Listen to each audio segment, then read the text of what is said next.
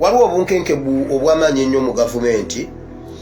Mujjukira olunaku lwe najja ne mbagamba bw'oba olina omuntu yenna ng'ali mu bitundu ebyo bye ŋŋambye ebya Nebbi, Parambo ne Paida n'ebitundu ebiddiringanya awo, kubayo essimu obabuuze. Mujjukira lwe najja ne mbagamba abantu abajja e Katuugo Training Barracks ne bajjawo ne batwala ebokisi z'amasasi. Mujjukira obunkenke mu gavumenti ya Mwami Museveni yeebuuza ekiddako tannaba kukitegeera, kubanga woowulirira bino nti enfunda eziwerako bazze bamubbako ebyokulwanyisa mu ngeri gy'atategeera baani batwala byakulwanyisa bino, era nga yeebuuza nti bba babitwala bavaawa, bava bweru wa ggwanga ne bajja babitwala oba baamuno munda mwennyini nga be bagezaako okubba ebyokulwanyisa nga baagala okunjeekera.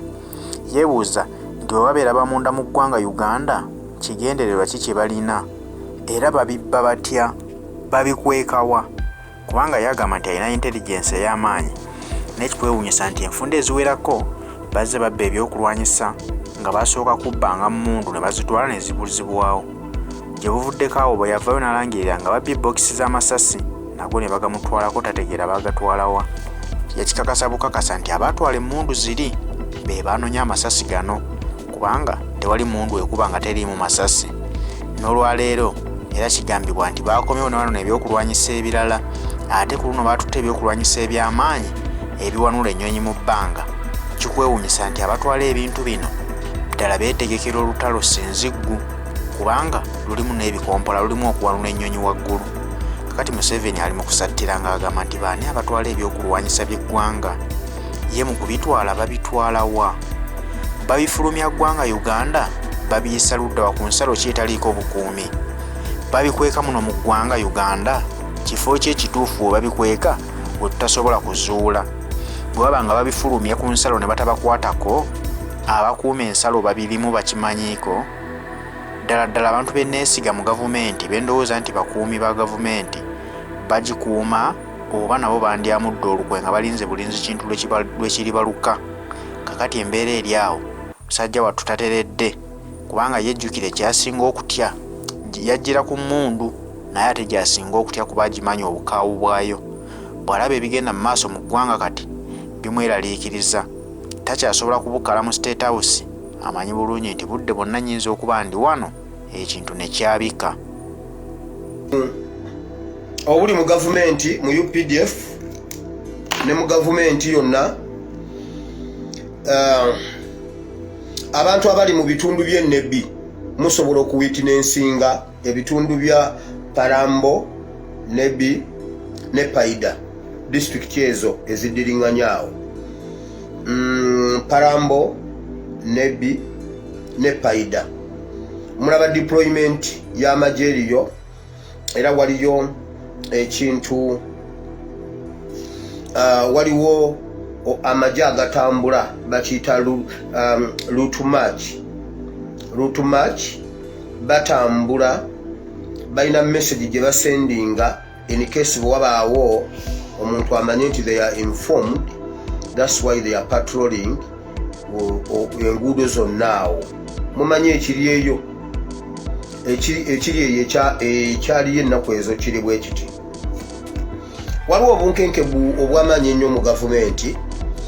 Mujjukira olunaku lwe najja ne mbagamba bw'oba olina omuntu yenna ng'ali mu bitundu ebyo bye ŋŋambye ebya Nebbi, Parambo ne Paida n'ebitundu ebiddiringanya awo, kubayo essimu obabuuze.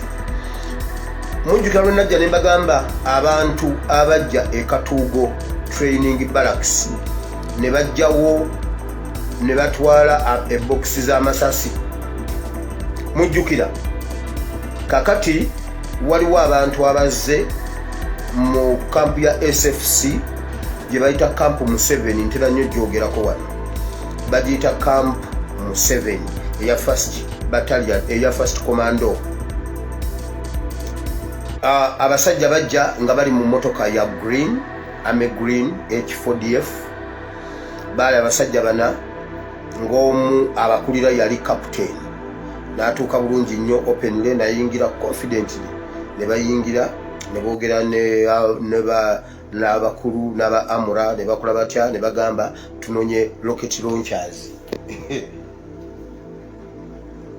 abasajja ne bayingira ne babawa rocket ezo gundi ezo ezikuba ennyonyi ne babawa zi rocket launchers ezo ne baziparkinga mu motoka yaabwe kapiteeni ne basajja be bana nga babagambye bazitutumye ku headquarter.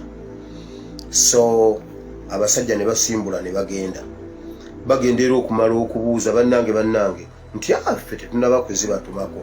So balina obunkenke kyovulaba nga balambula nnyo ekitundu ekyo batiisa bayagala okulaga bwe wabaawo obuyeekera mu bitundu awo mumanye oba waliwo ba-informers musobole okugamba abasajja abo nti abasajja balabika baazuukuse bali wano bapatulolinga naye wulira ekiri munda bagamba tebamanyi kintu kino wawe kiva wawe kiraga tebamanyi wawe kisimbula tebamanyi biki bigendererwa tebamanyi wawe kiri tebamanyi wawe naye rocket launchers zaabula kyovulaba ebitundu ebyo bayiyeyo amagye agamu baagaleese mu linnya ly'okubanga babadde bagenda kutikkira kabaka w'abaluulu kabaka w'abakyali awo gwe babadde bagenda okuteekako kabaka w'abaki waliwo awo ogundi bwa kabaka mu 7 yazzeeyo era n'atabuukalawo tebayimbe na luyimba lwa ggwanga yatuuse n'akola bwati tebakubye na luyimba lwa ggwanga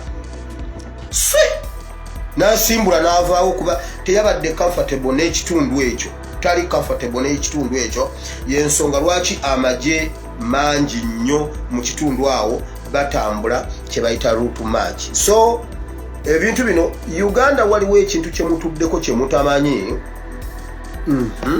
ffe tujja bibabuulira kubanga era bulijjo tubibabuulira ebimu ne mubiraba luvannyuma ebimu ne mutabikkiriza. Leero waliwo omuntu gwe mbadde njogera naye naŋŋamba pastor oyina omulimu omunene to convince people. Nkiddamu amuno nti here to convince you.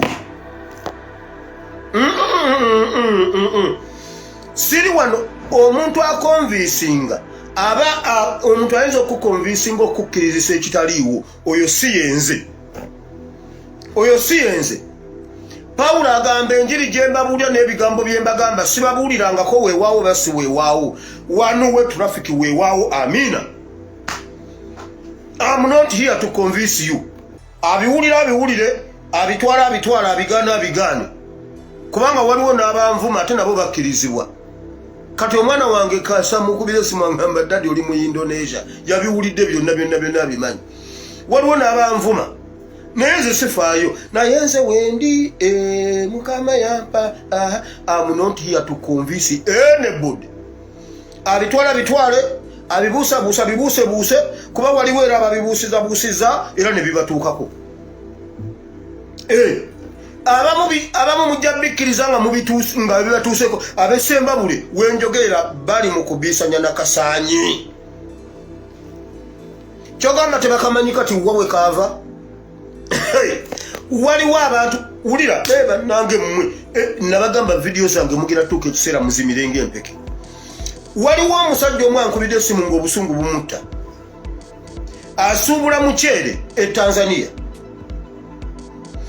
Bakutte egundi ye omuceere gwe bakukwatidde Tanzania bamutaddeko omusolo gwa bukadde 7,700 naye yalabye mukazi we ng'afukamidde Museveni amuwe ebbaasa amuwe emyoga gya 5,000. Weebale Yesu.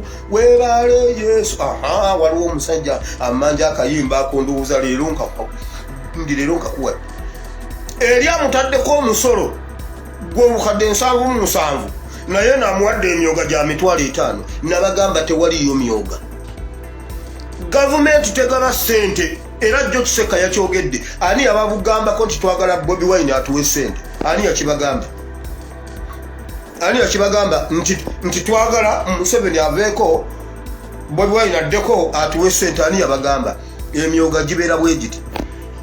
Mu kifo ky'omuntu omugamba ayingiza omuceere akuwa obukadde 7,700 ng'oli gavumenti oyagaliza omuntu okugaggawala ayingiza omuceere akuwe omusolo gwa bukadde 5 afisse obukadde 62. mbaze nti abyebyo nkaaga mumeka mu musanvu mu mwenda bannaye wiro badde kinawe ne maazi ate nze nayita maazi nabagamba nayita maazi eyampa gundi ye yasulika omukaaga gwange nagusulika bwati ne gufuuka ekintu ekirala nze maazi mumanyi tewaliyo myoga tetwagala myoga omusajja bifo kyokumusaba omusolo gwa bukadde 7 kale akuwa obukadde 10 asigaze obukadde 67 busigale mu nsawo ye egyo gyemyoga emituufu yalabye mukazi we ng'afukamidde n'akabbo kagonja bamusimba emitwalo 5 mugambe omukazi genda omugobe oyo mukazi alina mulabe wa ggwanga lwendi kizuula nti owange mulabe wa ggwanga nja mugobera wano nja mugobera wano mwe musaaga mugambye genda omugobe bawali erya oyo omukazi yakuliddemu oluko genda omugobe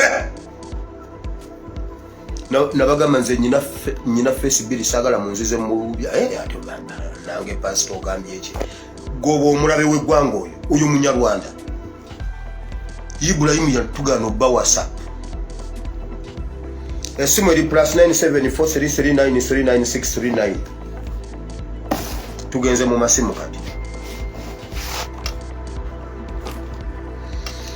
kyonna kyemwagala ku byabaddewo ku biriwo ku byetwogedde n'ebirala byonna mujje muteese tugende mu maaso ne programu esawa ndowooza obudde nga bubadde bugenze kale mugende mu maaso tetulinayo politics tujja sigazaayo eddakiika za kigambo kyokka tusooke awo tulyoke tugende mu maaso ennamba yaffe ya bulijjo +974 3393 9639